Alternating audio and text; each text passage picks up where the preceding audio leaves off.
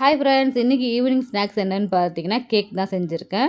Cake செய்கிறதுக்காக 2 packet போர்பான் biscuit வந்து இந்த மாதிரி உடச்சி ஜாரில் போட்டுக்கிட்டேன். கூடவே அதில் சுகரையும் ஆட் பண்ணி அதையுமே ரெண்டுத்தையுமே சேர்த்து நல்லா அரைச்சி எடுத்துக்கிட்டேன். திரும்பவும் அதே ஜாரில் வந்து 2 முட்டையும் கொஞ்சமாக பால் சேர்த்து நல்லா மிக்ஸி ஜாரில் அடிச்சுட்டு நம்ம அரைச்சி வச்சுருக்க அந்த பிஸ்கெட் தூளையும் எடுத்து இதிலே ஆட் பண்ணி நல்லா அரைச்சி எடுத்து வச்சுக்கிட்டேங்க. இதில் வந்து என்னென்னு பார்த்தீங்கன்னா ஒரு பாக்கெட் ஈனவும் ஒரு பிஞ்ச் அளவுக்கு பேக்கிங் சோடாவும் போட்டு நல்லா ஆட் பண்ணி கலந்து வச்சுக்கிட்டேன். இப்போ வந்து அந்த கேக் செய்கிற பவுலில் நம்ம நல்லா பட்டரை தடவி எடுத்து வச்சுக்கலாம்.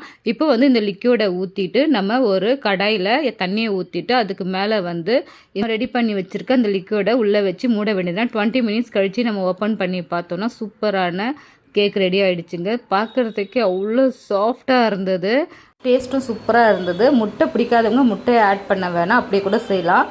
இதே மாதிரி நம்ம நெக்ஸ்ட் வீடியோவில் பார்க்கலாம். பாய்.